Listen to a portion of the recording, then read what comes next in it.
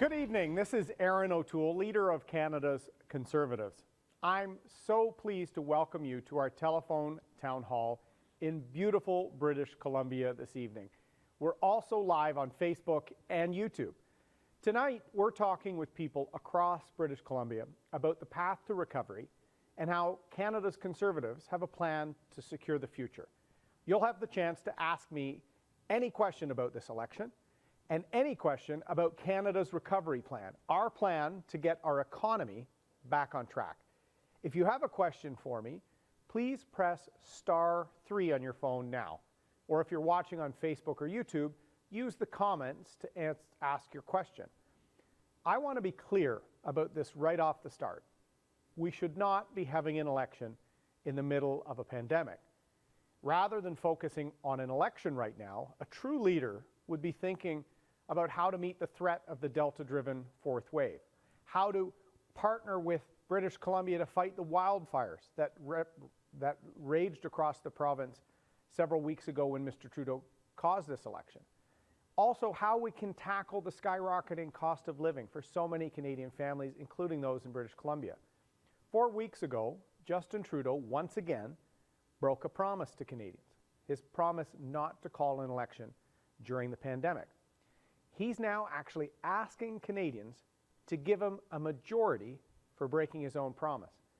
But rather than coming into this election with any vision or plan or way to bring us together, in the last few weeks, Justin Trudeau has engaged in a constant campaign of scaremongering, misleading people, and misinformation. It's the type of negative American-style divisive politics we haven't seen in Canada until Mr. Trudeau. Canadians deserve better. You deserve better. Right from the start of this campaign, we've shown you what a vote for Conservatives will get you. We launched Canada's Recovery Plan, and the sole focus is about getting our health and economy back on track after COVID. Our plan is to secure jobs by recovering the 1 million jobs we lost during the pandemic. It's about accountability by introducing tough new anti-corruption laws to clean up the ethical mess in Trudeau's Ottawa.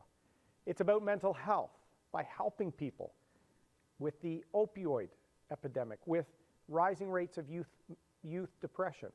We will implement Canada's mental health action plan and help those families.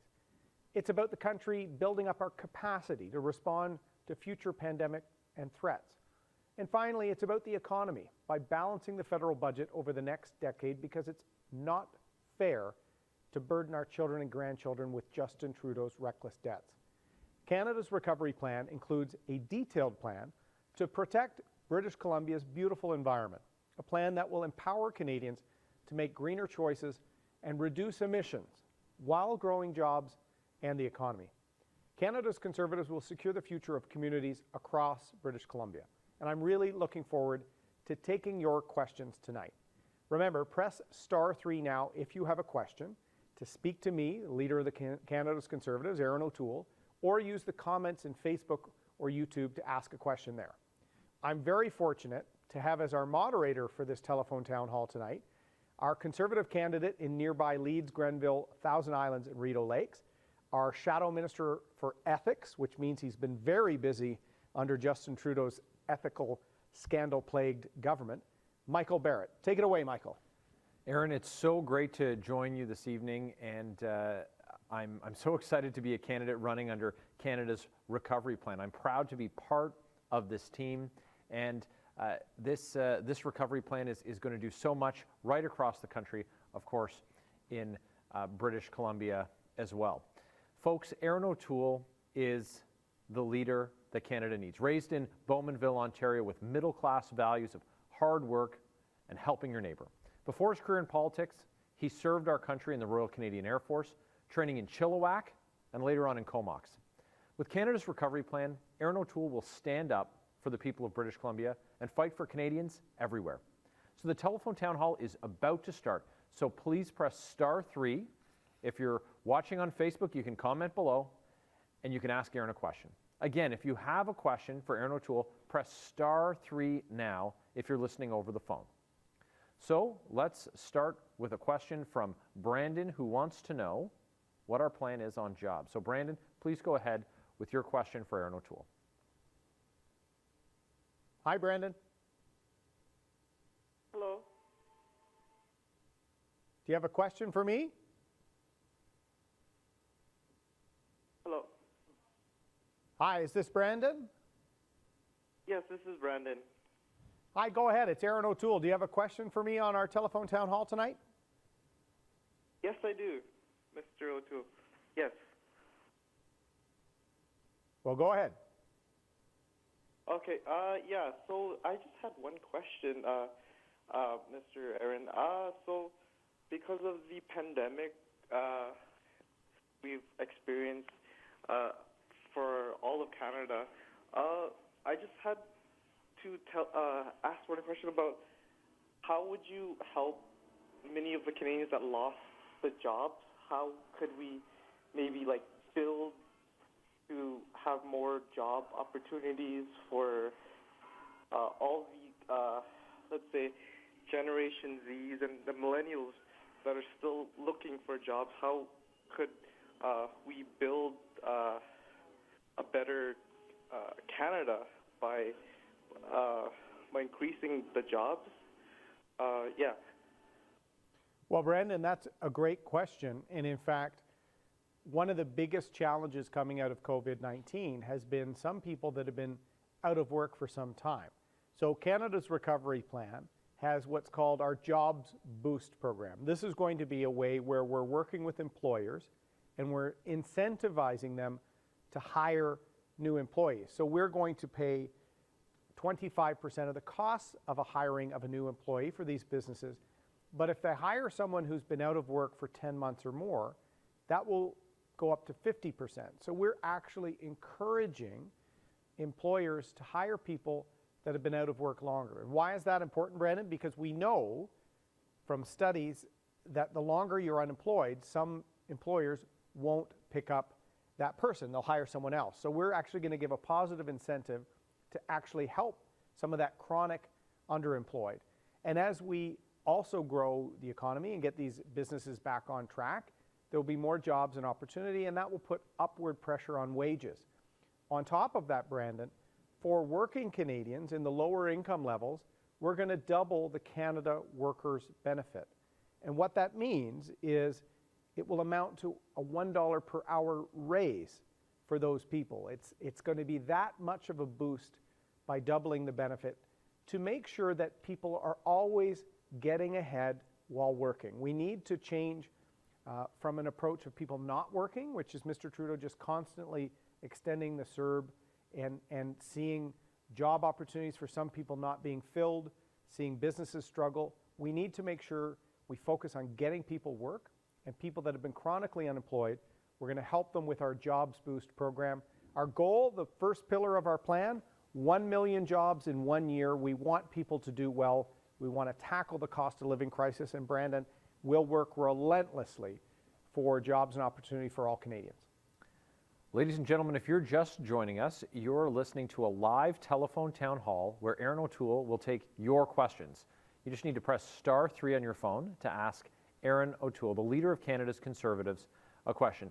And for those of you on Facebook, you can put a question into the comments and we'll try to answer some of those as well. Hannah on Facebook has asked, will Conservatives tax home equity? No. So thank you, Hannah. This is something that Canadians are very worried about because the Liberals have been studying and are planning this. In fact, even their platform at page 14 mentions creating new taxes on the sale of homes, and some of their advisors have said they should do this to try and tackle the housing crisis. Well, we know, Hannah, that people save for their retirement in the values of their home. And Conservatives will fight tooth and nail to make sure the sale of your primary residence is exempted from capital gains tax. We need to make sure that that nest egg helps people in retirement. We would never permit that type of tax to undermine the middle class and its well-being. So this is something that concerns people because the Liberals have been not only studying it, their advisors want to do it for them to control their out-of-control spending. What we want to do, Hannah, to help fight the housing crisis is come up with a way to help first-time home buyers by making mortgage rules and mortgage terms more flexible and advantageous for young people. We want to build more housing. So we have a goal to make 1 million new homes in the next 3 years by freeing up 15% of federal lands, by focusing transit investments on building more density, by making sure there's investments for more rental property. And most importantly for BC, we've been advocating for a ban on foreign non-resident buyers. It is completely unfair for BC's housing market to be used as a piggy bank for people that would never live here, just storing their money and pricing people out of the market. Mr. Trudeau had a 1% tax. We're going to ban the practice for at least 2 years until we can get the housing crisis under control. You can press *3 if you'd like to ask Erin O'Toole, the Leader of Canada's Conservatives, a question. Press *3 on your phone. Now, our next question comes from Gary in West Vancouver. And Gary's question is about Afghanistan. So Gary, you're live with Erin O'Toole. Go ahead with your question, please. Yes.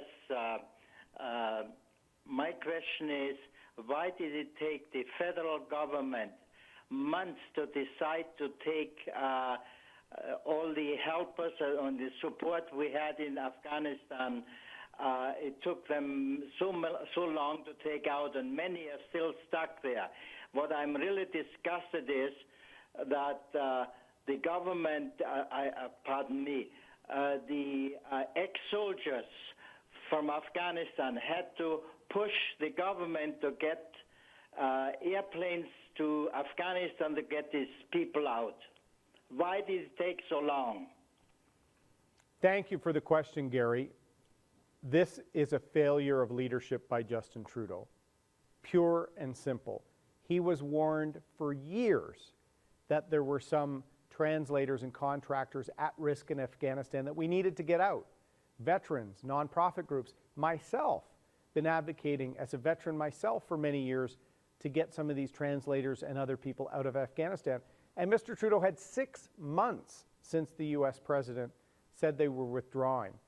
Not only did he not do anything, he called an election as crisis was unfolding in Afghanistan. It is another example of Justin Trudeau who will put himself first and everyone else second.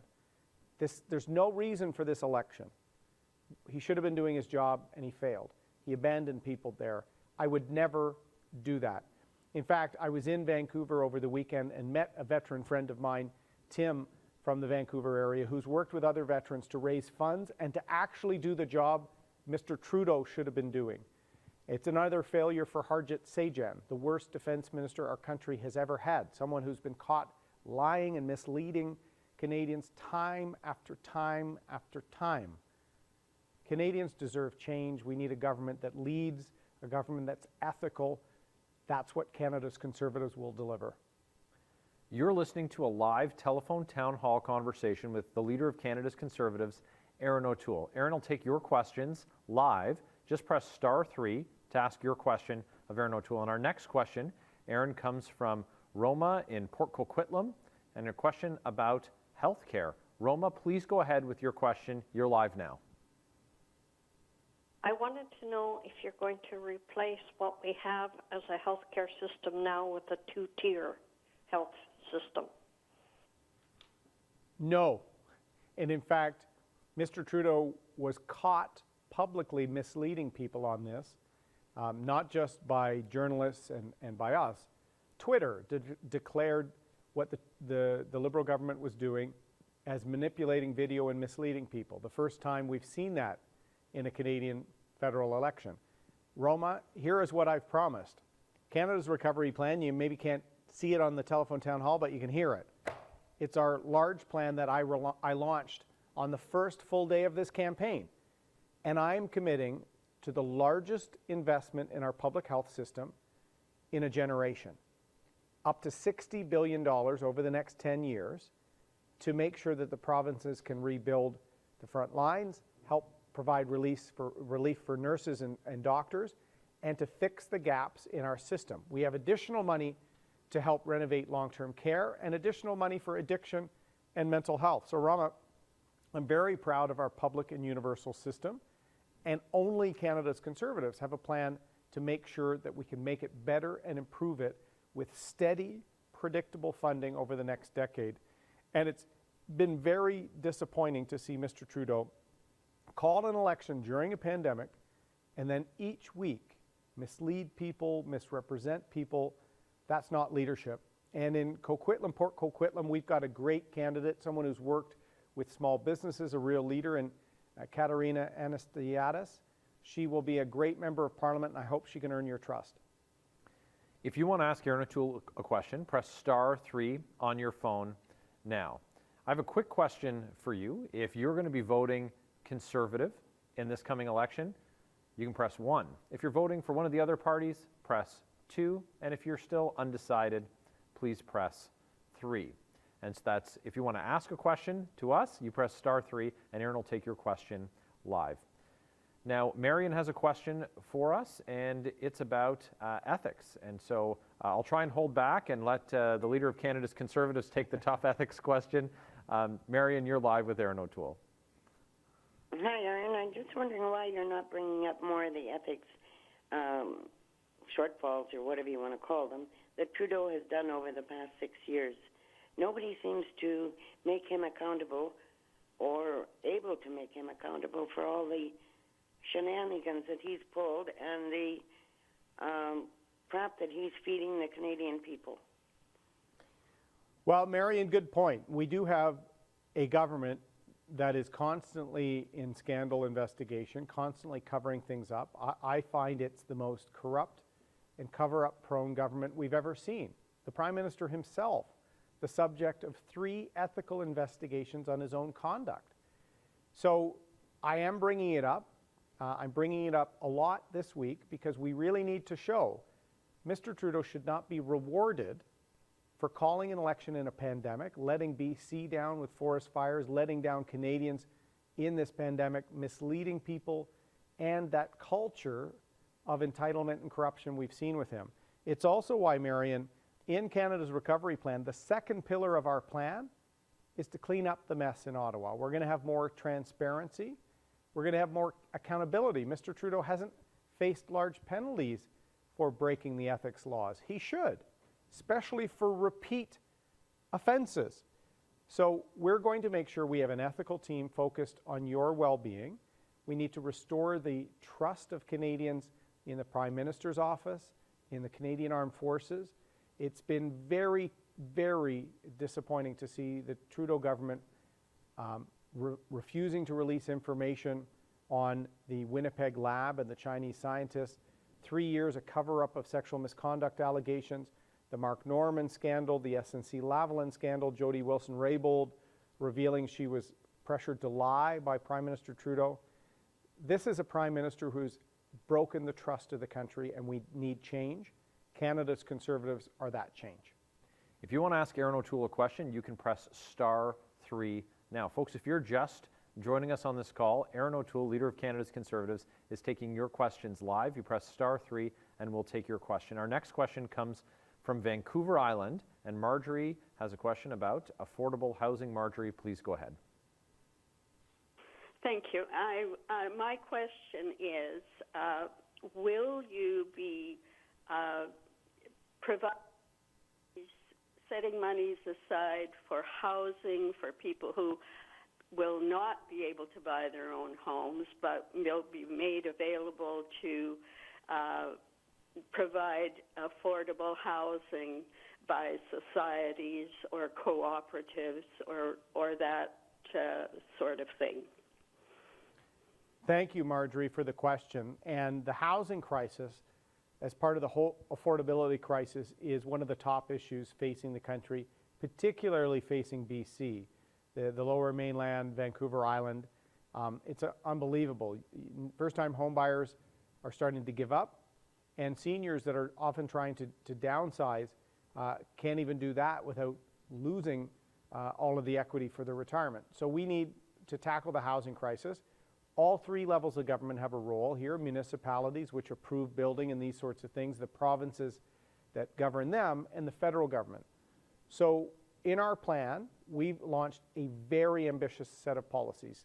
The first thing we'll do is ban foreign purchasing of properties by non-investors or non-residents in Canada, we're going to actually free up 15% of the federal lands and holdings that the federal government has to try and provide supply, including for affordable housing. We're going to have dedicated programs to encourage the building of purpose-built rental housing, and we'd like to see more and more of that being affordable rental housing for Canadians. We're also going to change mortgage rules for first-time buyers, increase density with respect to transit investments, and we're investing in the SkyTrain, for example, on the mainland, so we want to see those investments lead to more building. And we need to make sure that the federal government partners with the other levels of government. And when it comes to affordable housing, if those groups are nonprofits, if they're Rotary clubs, if they're a church organization, any group that's trying to tackle this in their own community, they need to be eligible for these programs as well. So we will make sure that that is the case with all affordable housing initiatives, Marjorie. And on Vancouver Island, we were just there a week ago. We've got great candidates in Shelley Downey in North Island, Powell River, Courtney Alberti. We have Mary Lee, a Canadian Armed Forces veteran. She's great. In Nanaimo, Ladysmith, we have Tamara Cronus, a mom, a businesswoman. Shelley is an elected councillor. So we have tremendous candidates. I hope they can count on your support. If you have a question for Erin O'Toole, press *3 on your phone now. That's *3 if you want to ask Erin O'Toole, Leader of Canada's Conservatives, a question live. Our next question comes from Clint, and Clint's question is about paying for all the money that's been spent. So Clint, go ahead. So listen to me. I'm listening. $60 billion? What do you think you guys are doing? You print money out of thin air? How are you ever going to pay for that other than taking it out on Canadians? Taxes, raising taxes and everything. I just don't know how it's possible. And who gives you the right to do that? That's absurd what's going on. You can't print money without any backing. So, Clint, thank you for the question. You're referring, I guess, to the commitment we're making to the public health care system, which is up to $60 billion over 10 years. What that represents, Clint, is an increase annually of 6%. We've seen increases of just 3 by Mr. Trudeau, for example, and our public health system is critical. So that is an area we are going to prioritize because they need to rebuild long-term care. They need to provide relief for the front lines of the system. So we are prioritizing that, but we can do this. In fact, Clint, we costed our platform and had it reviewed by the Parliamentary Budget Officer. It allows us to create jobs, get the economy working, and prioritize spending. Here is the reality. Before COVID-19, Mr. Trudeau ran about $100 billion in debt. He raised taxes and was running a roughly $25 to $30 billion deficit most years. In good economic times, he was increasing spending between 6 and 7% across the board. No priorities. He was just growing, and taxing. That's the Liberal way. Our way is about growing the economy and holding the line on spending other than in priority areas.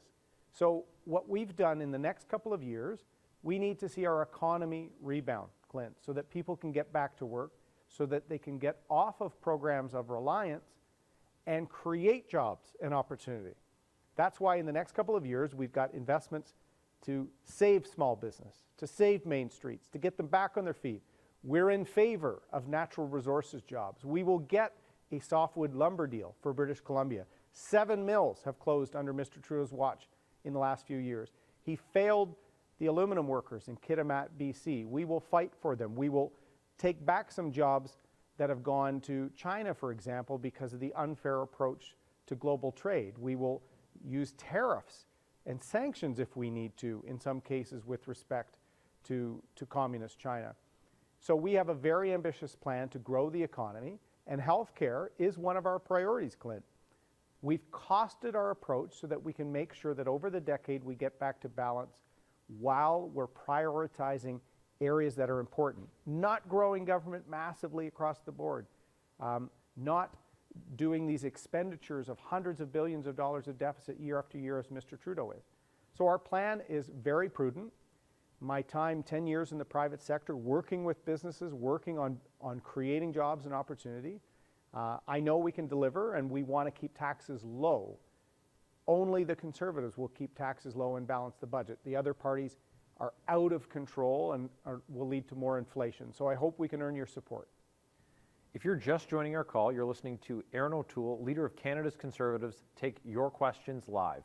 If you want to ask Erin a question, press *3 on your phone now. And I have a quick question for you. If you know who you're going to be voting for, please press 1 on your handset. If you're voting for the Conservative Party, press 2 if you're voting for one of the other parties, and press 3 if you're still undecided. And *3 if you want to ask Erin a question. So our next question comes from Kelsey in West Vancouver, and her question is about our climate change plan. Kelsey, go ahead with your question for Erin O'Toole. Well, thank you very much for taking my call. I'm a part of a family that talks politics all the time. My daughter has already voted NDP. My son has already voted Liberal. How can I explain to them why I would vote Conservative, which I have done in the past, but I'm undecided this time, with the climate plan? I'm very concerned about the environmental part, and it feels like there's too much money going to companies that might just pollute even more.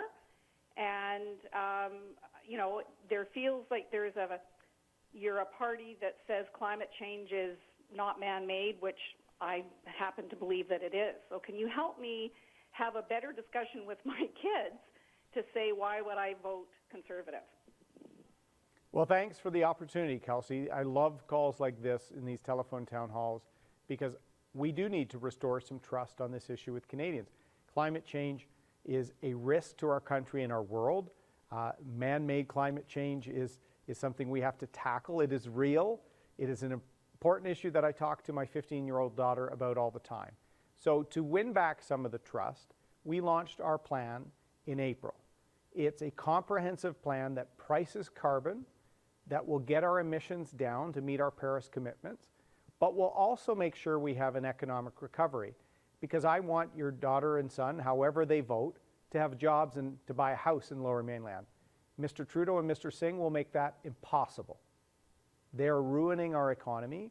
In fact, we saw $160 billion of investment leave Canada before COVID-19 under Mr. Trudeau.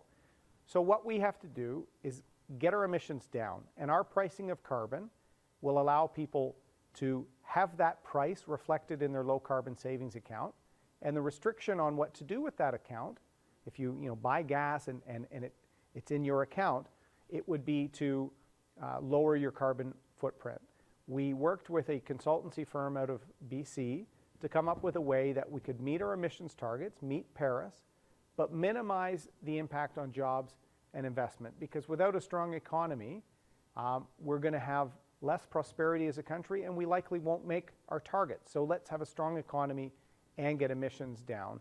We're also going to work on electric vehicle standards, renewable natural gas standards. In fact, in both cases, looking to what the BC government has done in both of those regards. We're going to make major investments in small modular reactors, in hydrogen. This is a multi-year plan to make sure Canada makes and meets its commitments. But I want to be very, very clear. We are the only party with a serious climate change plan and a serious economic plan to get the country back on track, because I'm sure you'd agree, Kelsey, it's unfair to leave your kids, my kids, $500 billion of debt, less opportunity to ever buy a home, and less long-term opportunity for strong health care, strong old age security, all the things that are at risk because of Mr. Trudeau's out-of-control spending. So we've got a very balanced plan. Canada's recovery plan will meet our Paris objectives, but also make sure we get our country moving again. We're listening to Erin O'Toole, Leader of Canada's Conservatives. Take your questions live. If you want to ask Erin a question, press *3 on your phone now. That's *3 to ask Erin a question. Our next question comes from Milton in Surrey. It's about resource development. So Milton, if you want to go ahead with your question, please do so. Yeah, hi there. I have a twofold question. The first one is, what is your plan to develop and harness our natural resource industry in a sustainable manner in order to create jobs and stop our economy from spiraling downward, is the first part. And then the second part to that question is, what is your plan to regain the confidence and the trust of the international investment community to fund these projects that was lost with all the dysfunctional regulatory schemes in this country? Well, thanks, Milton. And that's a perfect question to build off of Kelsey's question. Kelsey, I should have mentioned, West Vancouver, Sunshine Coast, Sea to Sky Country, John Weston, very environmentally friendly. He's got an EV as his campaign vehicle. And Milton, Dave Hayer in Surrey and Fleetwood Port Kells is amazing as a candidate. Sustainable natural resources is going to be the key to what we do. And in fact, it's also key to your second question. How do we invite back capital to invest in jobs and opportunities for Canada, especially as we need to recover? We saw that capital leave under Mr. Trudeau. We're going to do this through environmental social governance leadership, something called ESG, that capital markets, insurance brokerages are requiring this with all major corporations these days. And the good thing is many of our natural resource players in forestry, in energy, in minerals are already working towards net zero by 2050 goals. They're already leaders in partnerships with Indigenous communities, many having resource revenue sharing agreements. They're leaders in terms of transparency with respect to emissions, with respect to labor practices. And why is this important, Milton? In the next century, the world will be consuming resources, including oil and gas, rare earth minerals for all the Teslas and the EVs that are being built. We'll be using forestry products. The developed and democratic world should be using Canadian resources with our ESG leadership. Because every time you take some resources that are Canadian in origin out of the global trade circuit, it's going to be replaced by a bad actor, especially in oil and gas. It'll be replaced by a Venezuela or a Saudi Arabia who don't share our commitments to lowering carbon intensity, to ESG leadership. So this is the way I think we can have sustainable natural resources and that development and be a global leader. And I'm going to work hard to shift global trade practices. We should not allow China to game the global system at our expense. I'll use one final example, Milton. In Kitimat, BC, the aluminum produced in Canada, in BC or in Quebec, is some of the most environmentally sound. It can be up to 7 times less carbon intense than Chinese aluminum. So why did Mr. Trudeau allow Chinese aluminum to benefit in the NAFTA agreement and not our sector? We've got to have smarter representation for our country on the world stage that I think can make Canada an ESG leader.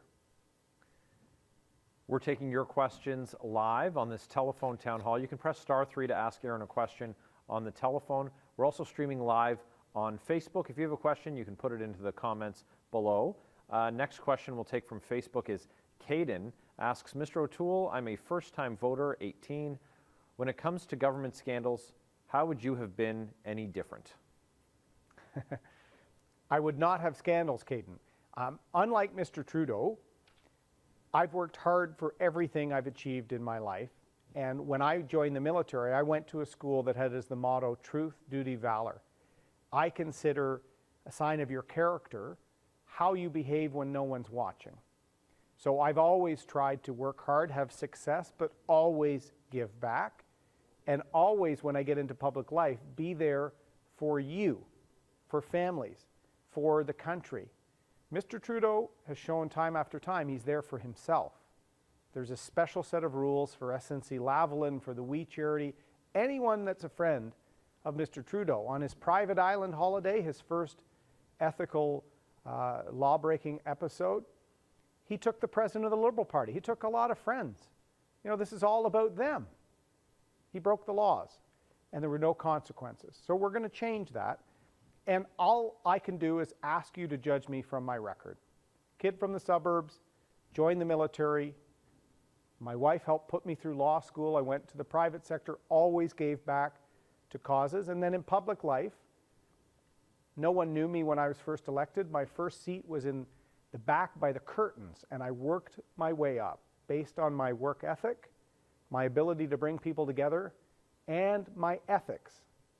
I'm in this for the country. And that's what we need after 6 years of Mr. Trudeau constantly letting people down, constantly putting himself first, constantly breaking rules. People are tired. People are tired of being disappointed by Justin Trudeau. So Caden, this is your first vote. Vote for better. Vote for someone that's been straight, where we've fallen short, where we need to go as a country, and vote for someone that has a plan and that will actually deliver. So go on our website, conservative.ca, check out Canada's recovery plan. I hope we can earn your vote, Caden. Our next question we'll take from the phones. It comes from Elizabeth, who has been a Liberal voter and wants to know about why she should vote Conservative. Elizabeth, go ahead with your question for Erin O'Toole now. Thank you for taking my question. Mr. O'Toole, I am going to change heart now and considering voting Conservative, but what have you got for me? I am a senior citizen and with disability because of stroke. What have you got for me to convince me that I should vote for Conservative this time? Considering my circumstances at the moment. Okay, no, well, listen, thank you. And I appreciate, Elizabeth, giving us a chance to earn your vote. We have a number of programs that are meant to make life better for seniors. And depending on the nature of your disability, we have a major credit, a tax credit of up to $10,000 to help you live in your own home. We want to get the cost down for some of the bills you're facing. We've got ways to lower phone and internet, as well as grocery bills through some of the targeted policies we have. We're going to give you a GST holiday in December to give you a bit of a break that will also help bricks and mortar retail stores.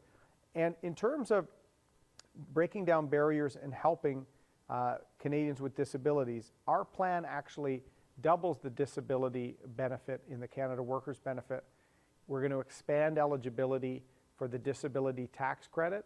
These are all measures, Elizabeth, that are meant to help you in a number of ways get ahead. We know that seniors that are on fixed income of any sort are seeing all their costs go up, but their benefits remain flat. So we want to give you as many breaks as possible to help you with the cost of living crisis. And particularly for folks with disabilities, we have specific investments to try and make life a little more affordable, make more access for you as well. So investments in accessibility as well. So Elizabeth, we also will have a government that gets its budget back into balance, because Mr. Trudeau's out of control spending is leading to inflation, and it's causing a risk to our future programs if we see interest rates go up. So we've got a detailed plan, Elizabeth. We want to stand up for you, and I hope we can earn that vote. You're listening to a live telephone town hall where Conservative leader Erin O'Toole is taking your questions live. You can press *3 if you want to ask a question. And our next question comes from Angelo.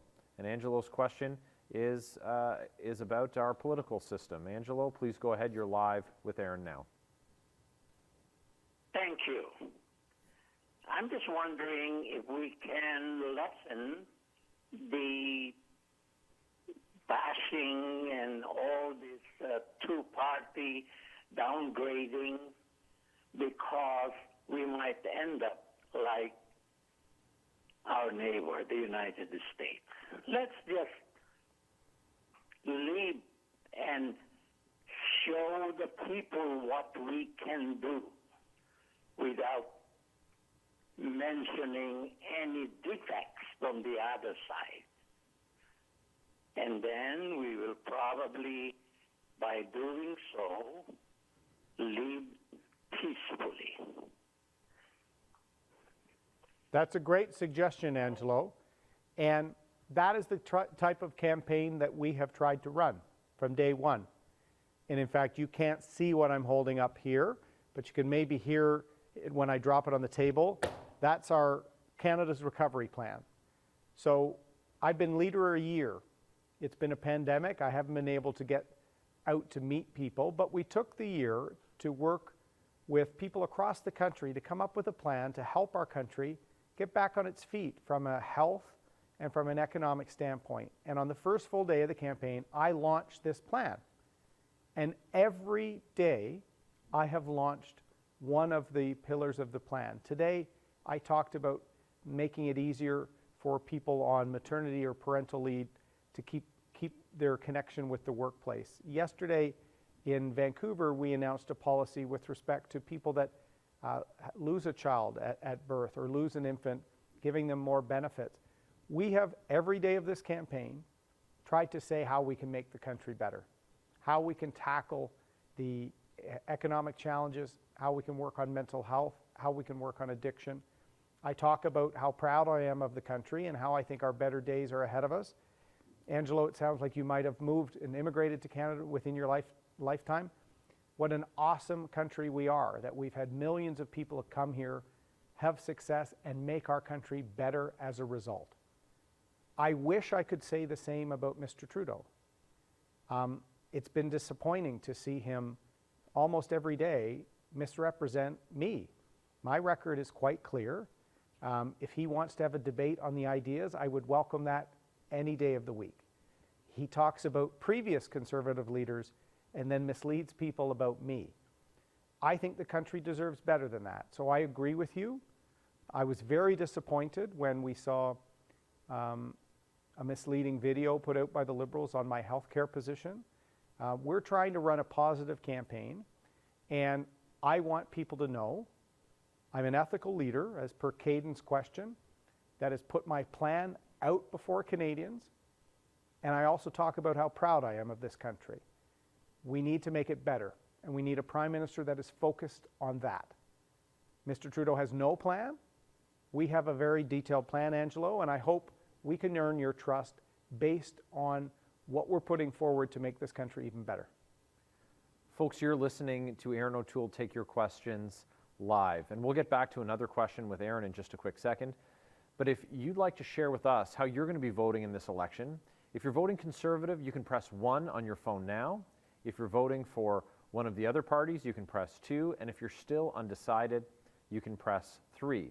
And if you have a question that you'd like Erin to answer live, you can press *3 on your phone now. And our next question comes from Lana in Trail, and her question is about Michael Kovrig and Michael Spavor. So Lana, please go ahead with your question about the two Michaels. Thank you for taking my call. Mr. O'Toole, I'd like to agree with Angelo. That was something I would like to say, is that I'd like to see a more positive campaign. But I haven't heard very much talk about the issue in China and the fact that those two men are still stuck over there after 3 years. And I think the Canadian government should be doing something more and releasing that woman in Vancouver so that they could release those two people. And maybe that would lighten up some of the trade issues with China. What would your government do in this circumstance? How would you have handled it, or how will you handle it if you're going to do it different from the Liberals? Well, thanks, Lana. It's interesting, the tragic case of the two Michaels. We just passed 1,000 days last week of them being used as political pawns by the communist government, and they've been in jail for over 1,000 days. I was the Foreign Affairs Shadow Minister when this happened, and I said immediately, when the citizens were picked up just as bargaining chips by the communist regime, this was not a regular situation, and we needed to move very swiftly on it.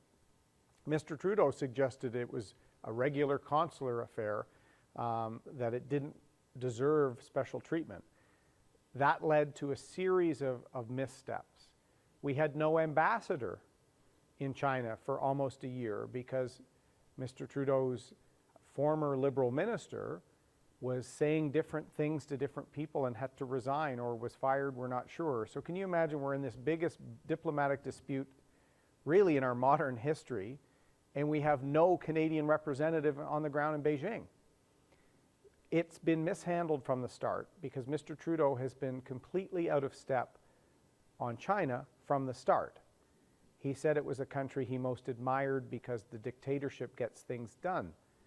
No, the dictatorship is suppressing human rights. The rule of law is not following trade laws and rules. As I said earlier, hurting our aluminum workers in British Columbia. So what we have to do, and what I will do, Lana, as someone who served in the military, that worked on international trade in the private sector, I will make sure Canada stands up for our values and our interests, along with our allies. So we can leverage our links with the United States, with the United Kingdom, within the G7, to put a lot more pressure on China. We should be using something called Magnitsky sanctions to target certain leaders within China that are using the two Michaels as ploys. The answer is not to release Miss Meng. That is actually the approach that would cause China to do more of this. What we have to do is trust the legal system to run its course in Canada, and then look at the extradition process at that point. If we were to interfere, it only would encourage this type of behavior in the future. China is emerging as one of the most important world powers, but we have to pressure it to start following global laws, the respect for human rights, and respect for other countries' citizens. And I will stand up strongly on the world stage for the Michaels and for our interests as a country. For those of you just joining us, we're taking your questions live with Conservative leader Erin O'Toole. If you have a question for Erin, you can press *3 on your phone now. Our next question comes from Mike in the Queen Charlotte Islands with respect to healthcare in Indigenous communities. Mike, please go ahead with your question now. Hello. Hi, Mike. Hello. How you doing? I'm doing well, thanks. I'm calling about better health care for the northern communities, and it involves vegetable farming with hydroponics. Any idea? Okay, well, I've got a couple of ideas there, Mike. First, on the healthcare piece, as I've said earlier, we're going to make a long-term, a multi-year investment in our healthcare system, over 10 years, up to $60 billion. On Indigenous healthcare, that's an area of federal responsibility. In fact, my first question as opposition leader was on a call to action on Indigenous healthcare. So we have to improve that. So I've already made a pledge to spend $1 billion over 5 years on mental health specific programs for Indigenous peoples and make sure that it's culturally appropriate. In terms of then nutrition and food security, we have a proposal to make sure that we have more domestic food security, and hydroponics and greenhouses are a part of that. This is some of the meetings we've had on securing that making sure we have our own domestic food supply in case of a crisis. Means we have to look at some of these innovative ways to develop and grow healthy vegetables and other products. So we've talked about a strategic pilot on greenhouses as part of a food security initiative. The fourth pillar of our plan, Mike, that being prepared for a future crisis, that means vaccines and domestic capacity in medicines, but I've also said it means domestic food security. So I did an announcement in St. Hyacinthe, Quebec, about some investments we're going to make on building up that capacity, less reliance on exports, and more ability for us to use strategic investments in greenhouse, hydroponics, and other things like that. So you've asked a very unique question, Mike. It has two aspects, the healthcare piece and food security. So you seem to be a bit of a policy person like me. I'd invite you to check out conservative.ca, and you can see some of the specific provisions that we have in Canada's recovery plan, Mike, and I hope we can earn your vote. If you want to ask Erin O'Toole a question, you can press *3 on your phone now. You're joining us for a live telephone town hall where Erin O'Toole is taking your questions. If you have a question and you're watching on Facebook, please put it in the comments. Our next question comes from Jamie in Vancouver about, and Jamie's question is about addiction. And so, Jamie, you can go ahead with your question for Erin. You're live now. Hi, Erin. In your response plan, you promised to secure mental health by delivering our Canada Mental Health Action Plan. Personally, my family was affected by this. I lost my mom and brother to addictions. On another note, the downtown east side of Vancouver is completely out of control. If these individuals were children, we would not allow this to happen. I believe it shouldn't matter how old an individual is. These people are fathers, mothers, sisters, and brothers, and they deserve to be saved. How do you plan to address this and end the pandemic of mental health in our country? Thank you, Jamie. I agree with you. I call it often the shadow pandemic to the COVID-19 pandemic is the rise in addiction and in mental health that we've seen throughout COVID. And the opioid crisis and some of what we've seen on the Lower East Side and in urban communities across the country, quite frankly, is heartbreaking. So I've been very clear, and one of the early announcements we made in this campaign is Canada's Conservatives will treat this as a health crisis that it is. And we will make significant investments to be there as a partner to the provinces, to First Nation communities, to urban Indigenous organizations helping tackle this, and municipal partners. We support harm reduction efforts. We also want to see increased focus on treatment. So our commitment that I announced in Westminster is a $325 million investment to create 1,000 treatment beds and 50 community centers. That will be ways of plugging people in with resources and help them treat this as the health crisis it is, Jamie.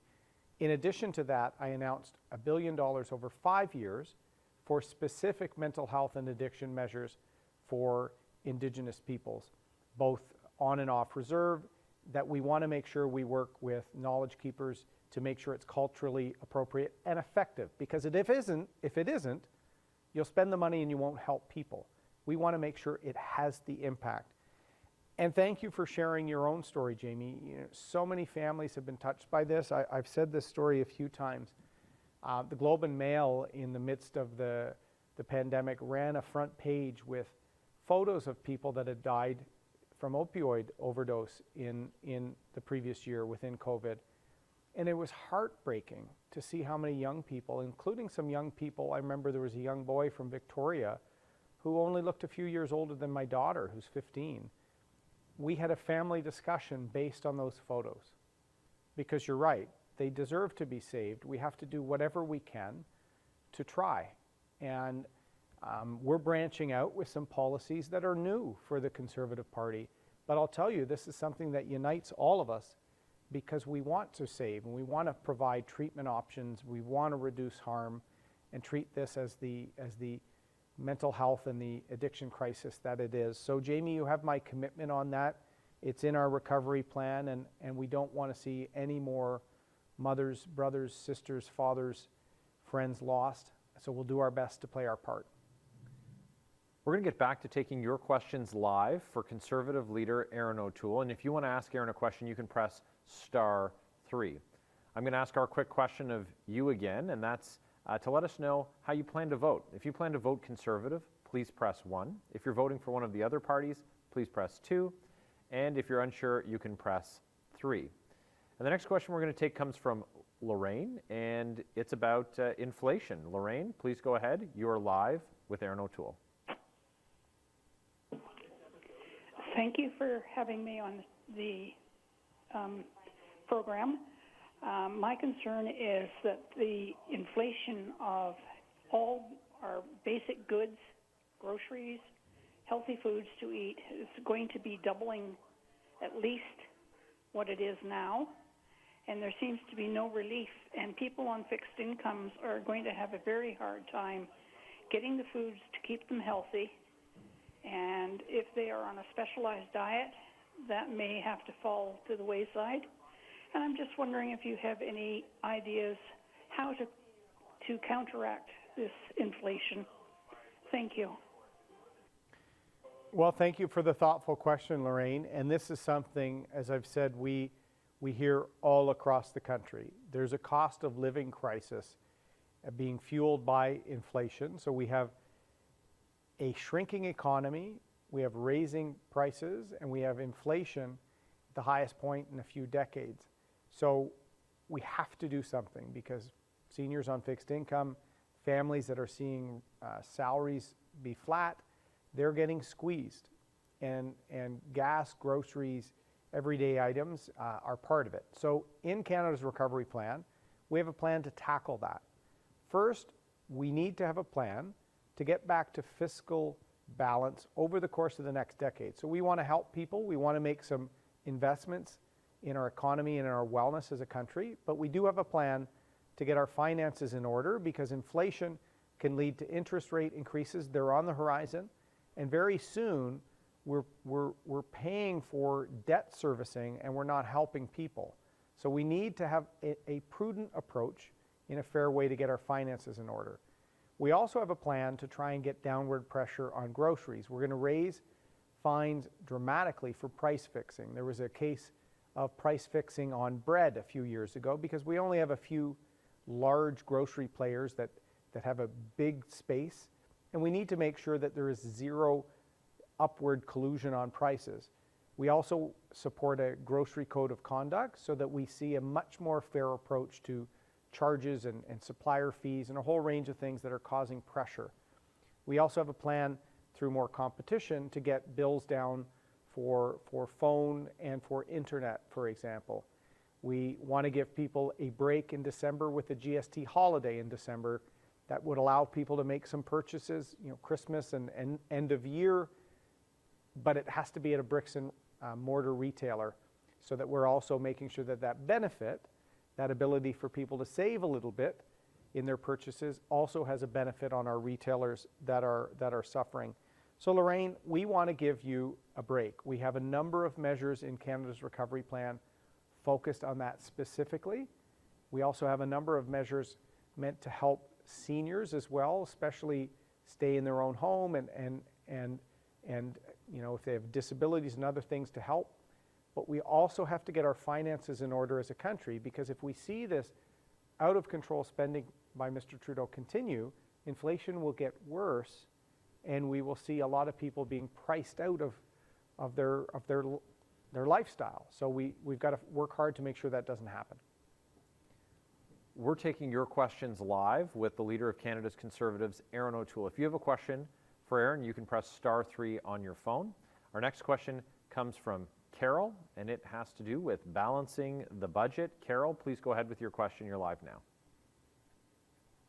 Hi, Mr. O'Toole.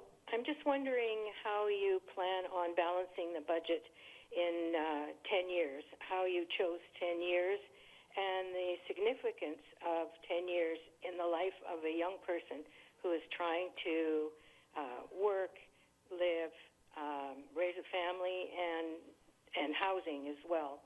There are a lot of expenses and a lot of unknowns in the next year or two in most of our lives. So how do you plan to do that?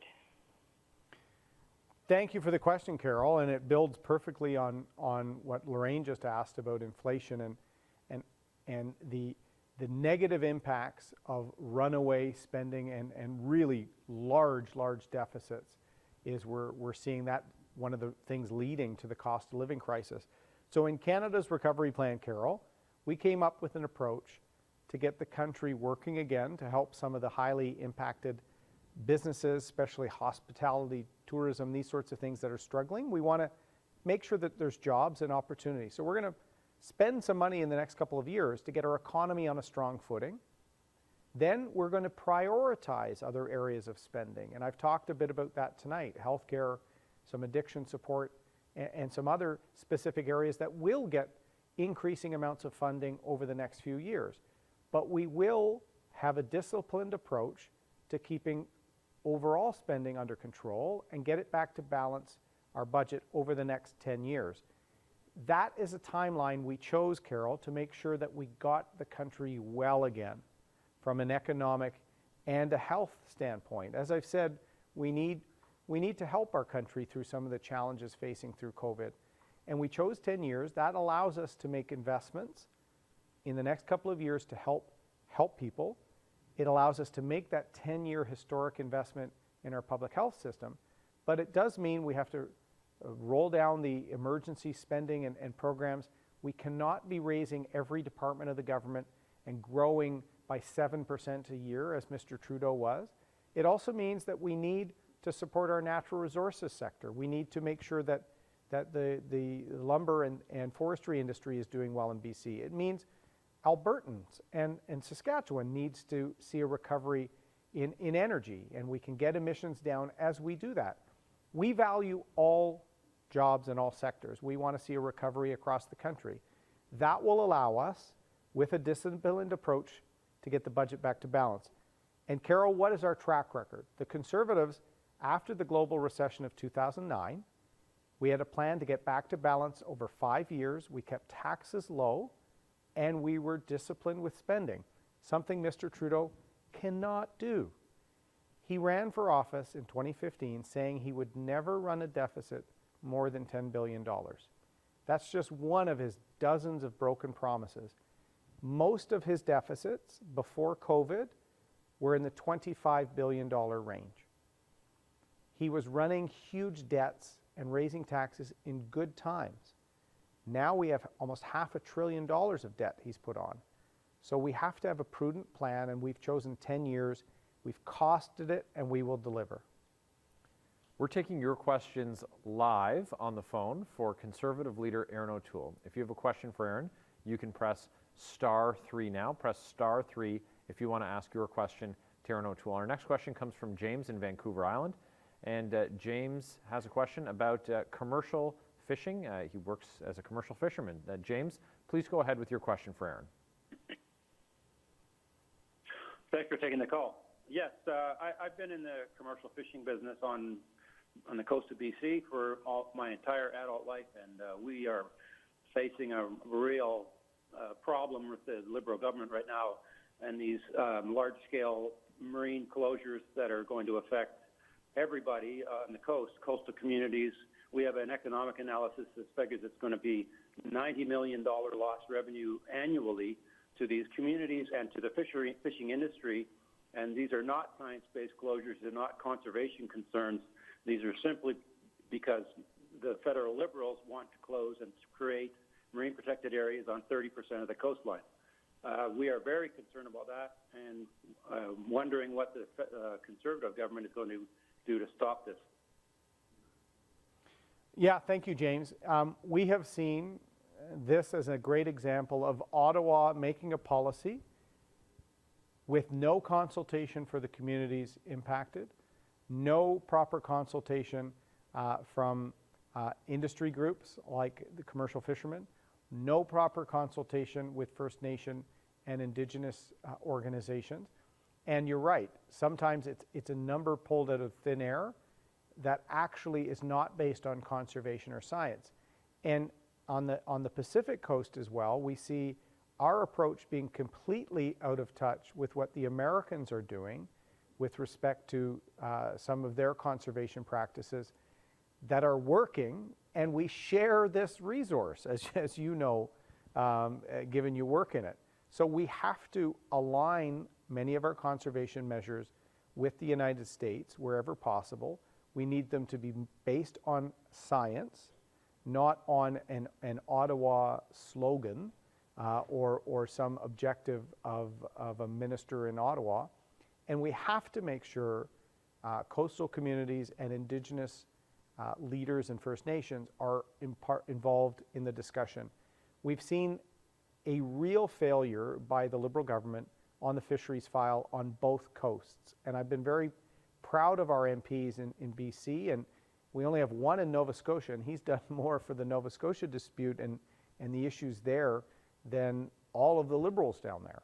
So this is our pledge, is to make sure that coastal communities are a part of it, to make sure it's science and conservation based, and to make sure that we're not completely out of step with the United States. This is an area particularly with some of the finning and other practices that I've talked to commercial fishing groups about, we are operating in a complete vacuum based on DFO being a bit of out of step with what the actual needs on the ground are.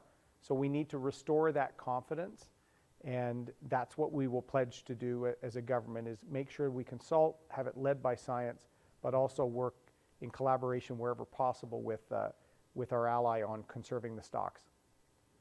Ladies and gentlemen, you're listening to Erin O'Toole take your questions live on this telephone town hall. If you would like Erin to answer your question, you can press *3 now. And for those of you that are joining us on Facebook, you can ask your question in the comments below. Our next question we'll take from Facebook comes from Derek. Derek says, variants are getting worse. If elected next week, what will you do to get coronavirus under control? Thanks, Derek. Well, thank you, Derek. And it is a reminder, it is next week. And in BC, depending on the time, you can vote till 9 p.m. tonight in advance polls. So if you like what you've heard, we ask for your vote and you secure the future. Derek, one of the biggest frustrations with Mr. Trudeau is he never seems to learn.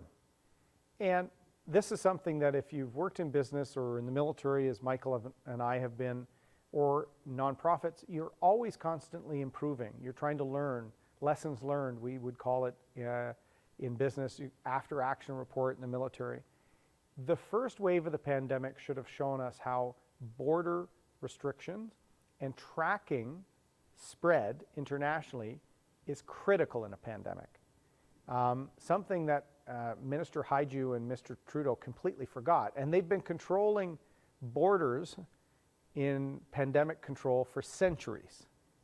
And they completely dropped the ball at the beginning of this crisis. In fact, we were calling for the border to be closed to flights from mainland China, from Iran, and even Italy in the first wave of the pandemic, and they were completely slow.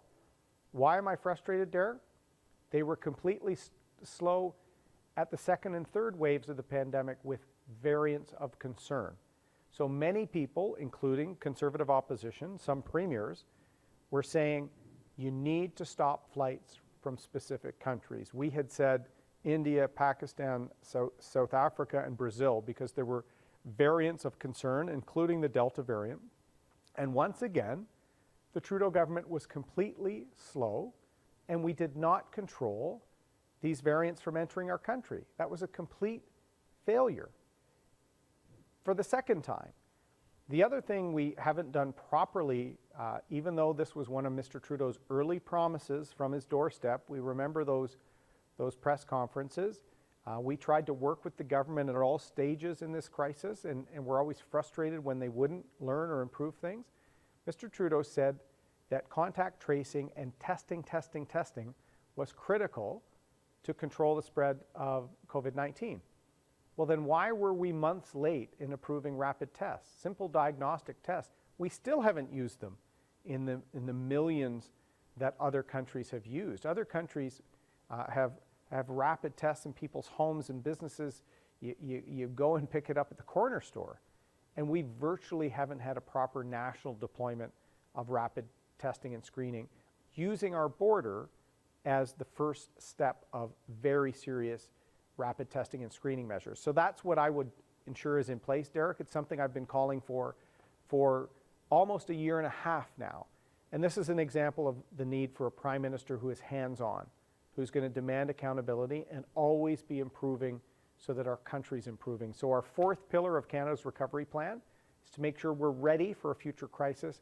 Screening, rapid testing, and vaccine capacity is a key part of that. If you have a question for Erin O'Toole that you'd like him to answer live, you can press *3 now. And our next question comes from Vicky in Vancouver, and it's about childcare. Vicky, please go ahead. You're live with Erin.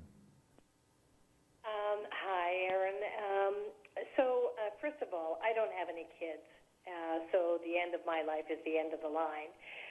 So I really don't have, I shouldn't necessarily have a strong position on supporting young families with child care support, but I am concerned about the future of our country.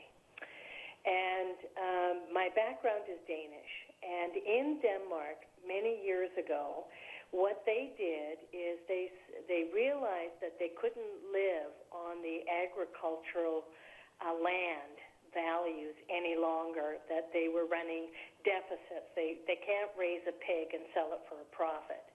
So what they did instead is they invested in the people, and they provided education, and I think it's still done today. I'm not up to speed on all the facts, but if you passed your education, then they would give you free lodgings and food, so some social support that way.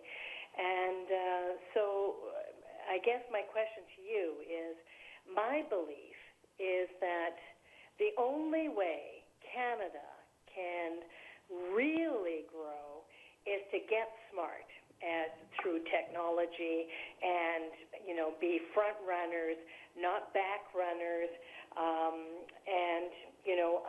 I'm with you on the fact that we have to sort of edge our way into clean climate things, but we can't get there overnight without getting the young people of the future trained to take that over. So my question to you is,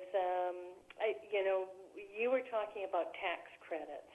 Maybe it should be, instead of tax credits, show proof of tax returns, like make sure that they have been working, that they have filed a tax return, they need help, and then we give them the support. So that they can better themselves or work longer hours at work or whatever. And if they want to go to school and improve, whether it's a trade school, university, or something like that, support them with that. Mm-hmm. So I guess that's my question to you is, with your plan, can any of this be incorporated? Okay, well, thanks for sharing the thoughts, Vicki, and your personal background and situation. A couple thoughts that I have. First, on the child care piece, we want to make sure we support all families as quickly as possible and with as much flexibility as possible. I'll often use the example of a nurse that may live in West Van or the Tri-Cities that has to commute and sometimes has night shifts, other irregular work hours that a lot of people do. We need to make sure that they can use whatever options they can for childcare, especially off regular hours childcare. Some families with special needs won't be able to go to a traditional childcare, may need help in the home. So how can we help them? Some folks that are on shift work, that are also on the lower income margins, need more help. So we want to help families immediately. Mr. Trudeau has a plan to help some families 5 years from now, but not all families. We don't think that's the way to do it. It's about working with families, giving them the ability to make the best decision for their needs and for their children, giving them max flexibility. And then later in life, decisions on education and a whole range of things are things that families can make using RESPs and using a range of things that we will help as the federal government does. On the Get Smart and technology, I agree with you. And in fact, I'm glad you asked this question because I don't get a lot of questions on our innovation agenda. We can innovate in terms of green tech to get emissions down, help us meet our Paris targets while producing things here in Canada. And what we've seen, especially in Vancouver, we see Abcelera, we see Hootsuite, we see a range of innovators that are incredible. I've met with groups there, the Canadian Council of Innovators, met with some of the leaders. We need to make sure that startups scale up in Canada. We don't want them leaving to go to California. We don't want them just selling to the Americans. We want them to turn into big players. So we're putting some really interesting policies to allow them to develop their patents here, a patent box approach to make sure that they develop and then stay here. And then we're going to encourage some investment from the private sector in Canada through a number of vehicles called flow-through shares to make sure that some of these companies develop the technologies here in Canada and that we innovate. So we want smart policies. And what I loved about your call, Vicki, you're talking about what Denmark was doing. I wish this campaign was a discussion of ideas and plans for the future. Mr. Trudeau called a pandemic election, put forward no plan, and just tries to mislead people and get into fights, including with premiers. He's not building the country. Every day we talk about Canada's recovery plan. Every day we talk about our optimistic approach to tackle the issues facing families, facing our environment, facing families and communities in BC. That will be my approach as Prime Minister. Bring people together, have the ideas to make sure we're growing and building a stronger, more inclusive, effective country for the future. We're taking your questions live with Leader of Canada's Conservatives, Erin O'Toole. And our next question comes from Kevin, and Kevin is asking how you would be different than Mr. Trudeau. Erin, so Kevin, go ahead with your question for Erin O'Toole now. Mr. O'Toole, running a country is a lot like running a big business. You can't start at the bottom to fix the problems. Mr. Trudeau has been brought up on all kinds of ethic violations and so forth, and nothing's been done about that. What will your government do to make yourselves more accountable when you mess up like that? Well, first, Kevin, I'm going to work very hard to not mess up. I can promise you that. And, you know, you used the example that running a country or government is a bit like running a big business. There are elements of that. You also have public safety and national, international issues. So my military time and my private sector time helps. And then even my time in government, I worked my way up from an MP who sat in the back by the curtains, a backbencher, proud to represent my hometowns, and I worked my way up. I worked on trade as parliamentary secretary. I was appointed to cabinet as the Veterans Affairs Minister. I've been public safety critic. I've been foreign affairs critic. And I like to think I'm ready for challenges because I draw on my experiences as a business leader, as a volunteer, as a lawyer, as a military veteran, most importantly as a dad and a husband. And I try and be ethical and be transparent. That's how I resolve some issues in Veterans Affairs. That is how I will be as Prime Minister. And when it comes to accountability, we do have to restore the trust of Canadians in Ottawa because we have a Prime Minister who is under constant investigation. They're covering up everything from allegations of sexual misconduct in the military right through to questions about scientists with links to the Chinese military getting access to our Winnipeg lab. He's willing to go to court rather than follow the law and be transparent. So to restore trust of Canadians in government again, the second pillar of Canada's recovery plan is the toughest accountability and transparency laws in our history. We're going to close the loopholes in lobbying, loopholes that were used in the We Charity scandal, for example. Michael covered that in depth. We're going to have penalties attached to breaking ethics rules. There's literally been no penalties. And so when you have a repeat offender like Mr. Trudeau, there's no consequences. So we have to make sure that, like any workplace, if you broke the rules, there would be consequences. There should be for politicians too. So my hope, Kevin, is that you see very quickly a Conservative government led by me and with great ethics advocates like Michael Barrett. You will see a government focused on the well-being of Canadians, delivering on Canada's recovery plan, and holding ourselves to the high standard, because we're here to serve you.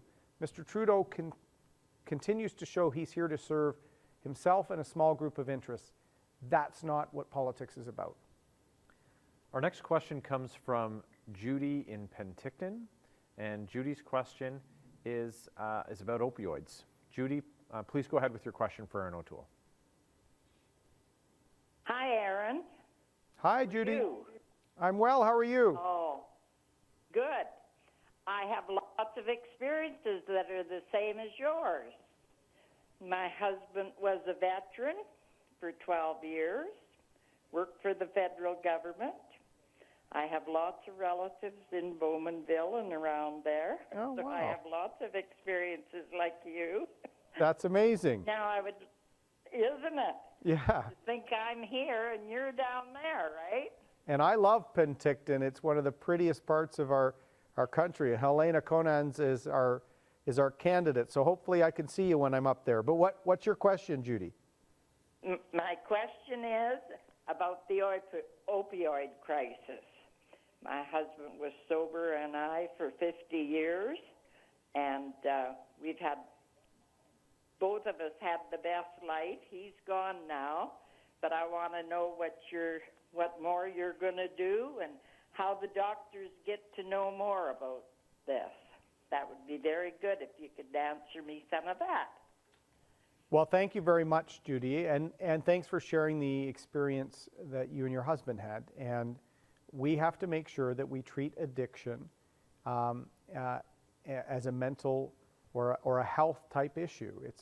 And you talked about being sober 50 years, your late husband. That type of great story came because he got treatment, whether it was in a 12-step program, whether it was working with his doctor, whether it's working with a peer-based program like a 12-step. We need to make sure treatment options are there. With the opioid crisis, the pandemic of tears in the COVID-19 crisis, we need serious, serious investment in treatment. So I announced very early in this campaign, Judy, a $325 million investment to deliver 1,000 treatment beds across the country and 50 community centers. That will be a significant step by the federal government to work with the provinces, municipalities, and with nonprofit groups trying to tackle this crisis. We'll also have, the border and investigation of people pushing especially dangerous carfentanil and other opioids. But the people that have an addiction, we need to get them help. We need to get them treatment. And what is great is we got great feedback from our announcement, particularly the great place we did it in Westminster, BC, a place called Last Door, Judy. There is someone who overcame his own addiction and started a program that has helped thousands of people. Thousands of people. I find those stories inspiring, where he used his journey of sobriety to also then help other people. And that treatment model they have has great success. It also has great buy-in from the neighbors there. I was out front playing beanbag toss with some of the folks living there, having a great time, and that neighborhood welcomes the fact that they're kind of the recovery capital of the lower mainland of BC. So I'd like to see more of that, Judy. I'm not sure if there is a Last Door in the Okanagan or similar programs, but our major investments will be part of doing this. On top of that, we have a specific investment as well for Indigenous-related addiction and mental health treatment, because we need to do that. Some of the addiction and mental health struggles Indigenous peoples have are as a result of residential schools and that scar on our country's history. So, Judy, I want to make sure that we have a strong economy so that we can also have a strong heart to help people. And I want to thank you for sharing your story, a military family. I served 12 years too, so the parallels are quite surprising. Veteran, federal government, and then Bowmanville, Ontario, my hometown. So thank you, Judy. Well, thank you, Erin. Our Conservative team is ready to deliver Canada's recovery plan and to stand up for hardworking Canadians and their families. Folks, if you didn't have a chance to ask your question, please stay on the line and leave a message for our team, or leave your question in the comments below. Your question is so important, and we'd very much like the chance to respond to you. Erin? Well, thank you, Michael. You are becoming a pro at moderating these great town halls. Thank you to folks across British Columbia. We had the interior, we had Vancouver Island, we had the lower mainland. We had a mixture of questions on accountability, ethics, the housing crisis, economic recovery, how are you going to balance the budget, the opioid crisis. We have a plan. We're running to get the country back on its feet and back on track. We also want to bring people together. So we're not trying to divide or mislead, as Mr. Trudeau has. We feel Canadians deserve a plan. We have Canada's recovery plan. They deserve an ethical team focused on their well-being. And too many Canadians have been left behind by the Trudeau government. And I don't think the NDP have a real plan to get the country working again. We want to make sure BC succeeds. The BC's economy is critical to our economic success. So I'd invite you to look at Canada's recovery plan. I'd invite you to look at my record as a new Conservative leader with a real track record of getting things done. And I want you to look at the amazing women and men we have running for us across British Columbia. We're going to put BC families, seniors, small businesses first. I think our best days as a country are ahead of us, but we need an ethical government focusing on you as opposed to Mr. Trudeau focusing on himself. So thank you for participating. Please check out our website. Look us up on Facebook, Twitter, Instagram. Even Wexford, my dog, has an Instagram. Did you know that, Michael? So there's lots of Instagram out there. But be well. Best to your family. There's 1 week left in this election. Vote to secure the future. Vote to bring Canadians together. Vote Conservative. Thank you.